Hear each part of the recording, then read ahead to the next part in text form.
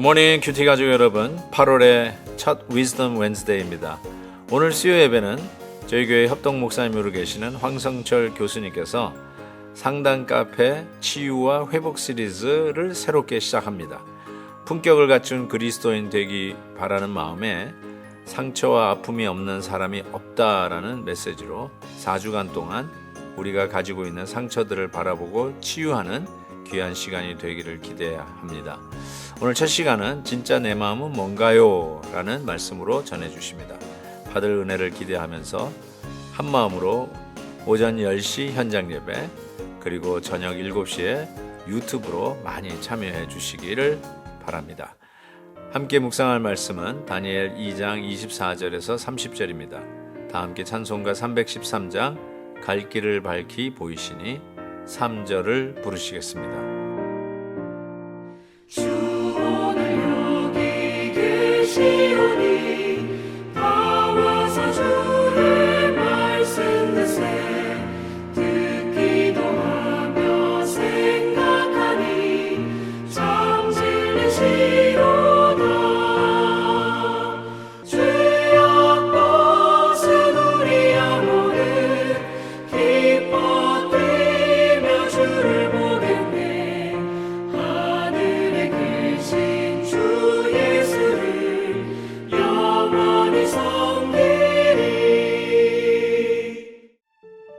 이에 다니엘은 왕이 바벨론 지혜자들을 죽이라 명령한 아리옥에게로 가서 그에게 이같이 이르되 바벨론 지혜자들을 죽이지 말고 나를 왕의 앞으로 인도하라. 그리하면 내가 그 해석을 왕께 알려드리리라 하니 이에 아리옥이 다니엘을 데리고 급히 왕 앞에 들어가서 아뢰되 내가 사로잡혀 온 유다 자손 중에서 한 사람을 찾아내었나이다.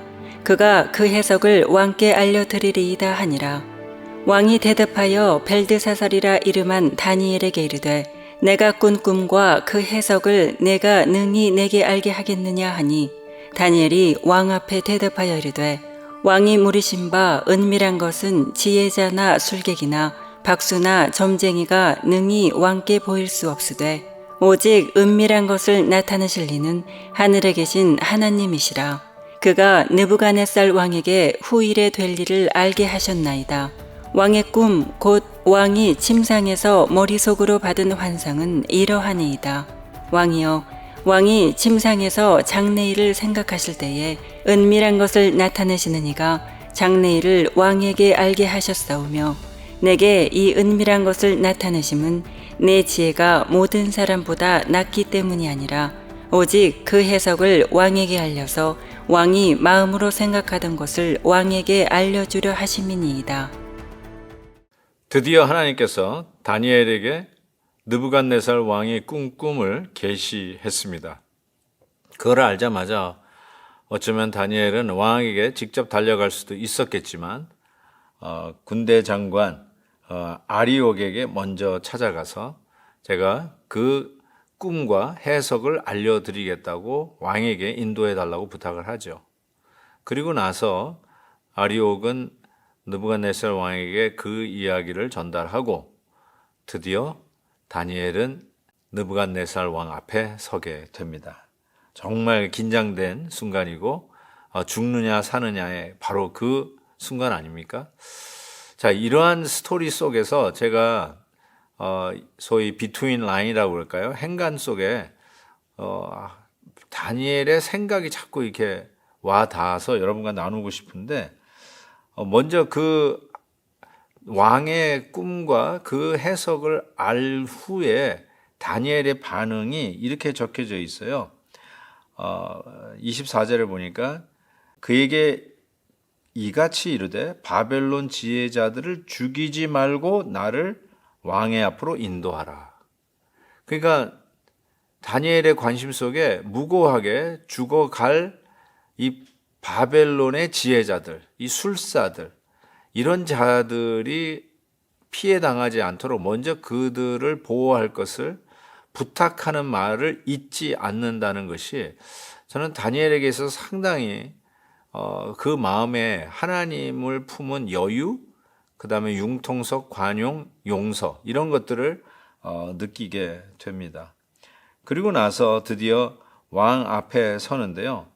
왕 앞에 서서 그 꿈을 이야기하고 해석하는 그것을 한번 상상해 봅시오.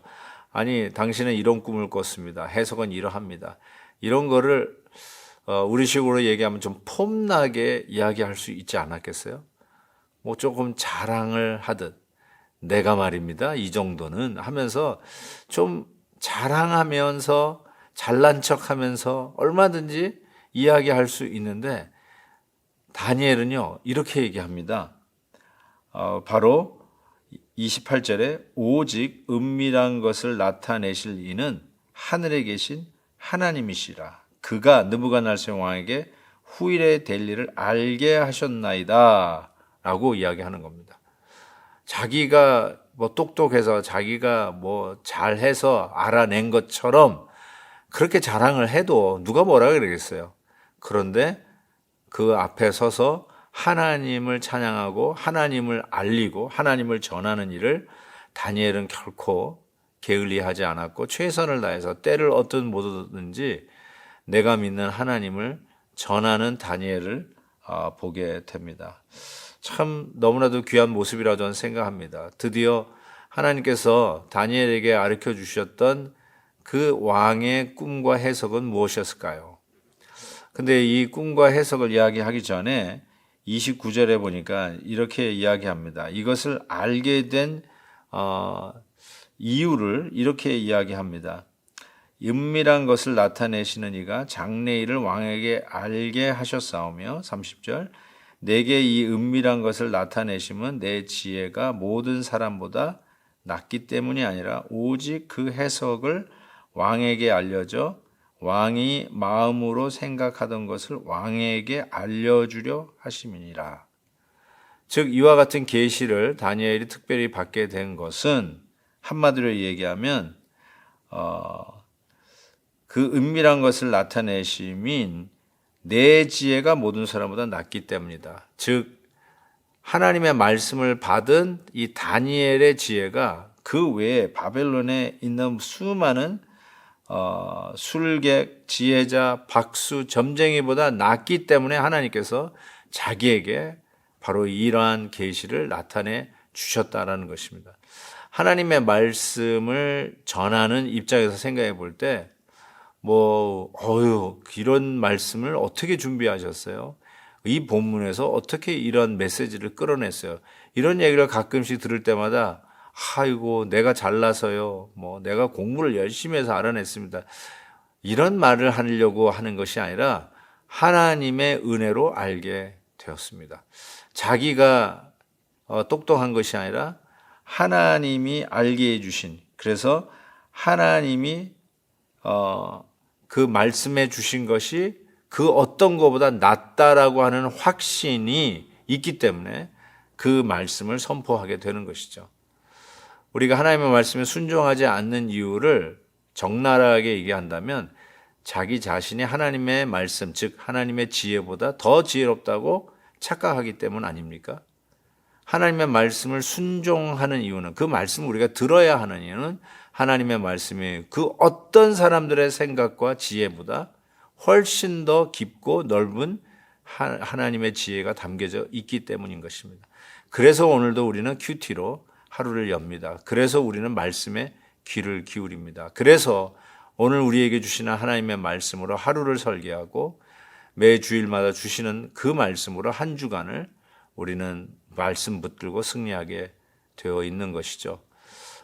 부디 우리 큐티 가족들에게 이 말씀의 은혜가 넘쳐서 주의를 배려하고 아무리 위기 상황에 있다지라도 기도하면서 함께 살아가고 함께 세워져가는 놀라운 은혜가 있기를 주의 이름으로 축원합니다. 하나님 아버지 감사합니다. 오늘도 말씀으로 권면해 주셔서 감사합니다. 하나님의 말씀이 넘버원입니다. 하나님이 가장 지혜로우십니다. 오늘도 말씀 믿고 담대히 나아가는 저희들 되게 해 주옵소서. 예수 그리스도의 이름으로 기도하옵나이다. 아멘. 내일 또 뵙겠습니다.